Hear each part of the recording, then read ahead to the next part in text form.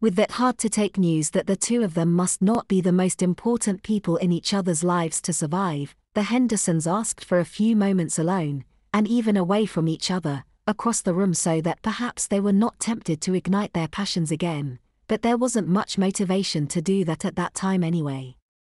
Their voluntary separation was a little more out of shame. The same way when Adam and Eve put their relationship above God and took from the wrong tree, Ken and Karen felt shameful that they let themselves reignite adult passions for which they were not ready, and put their own relationship above God, above their mommy, and their survival.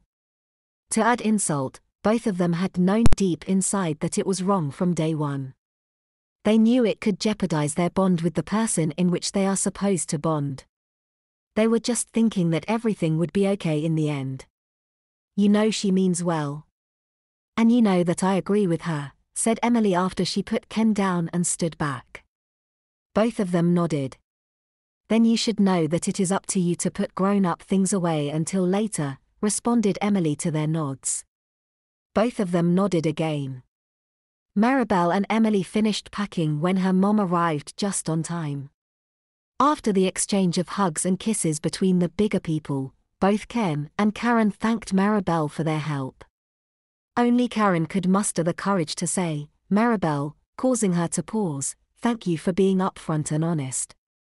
Maribel paused with compassion in her eyes, reminding them both that it was difficult for her to bear the news she had to, and then she replied, you understand why I had to say what I had to say, don't you? We do.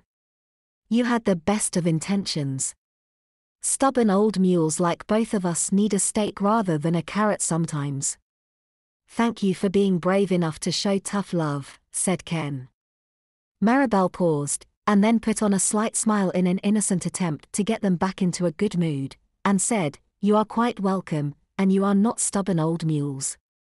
You both are very sweet little babies, and wonderful people in general, and a wonderful couple. I hope I don't sound like I am talking down to you, or being rude by calling you sweet little babies, do I?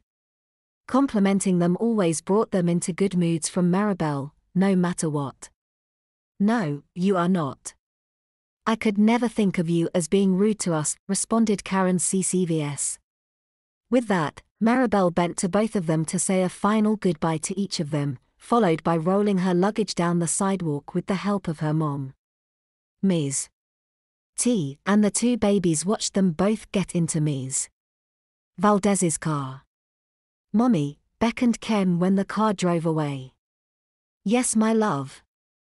Can we be picked up and held with you while you sit on the couch? Sure. Karen, you too. Sure. Both infants felt the most comfortable they ever had as new infants, as their mommy slowly rocked them, as the consultant and her mom waved goodbye, honking their horn. Emily waved back as their vehicle started pulled away. Ken and Karen felt bad that they could not wave back too, but it was understandable.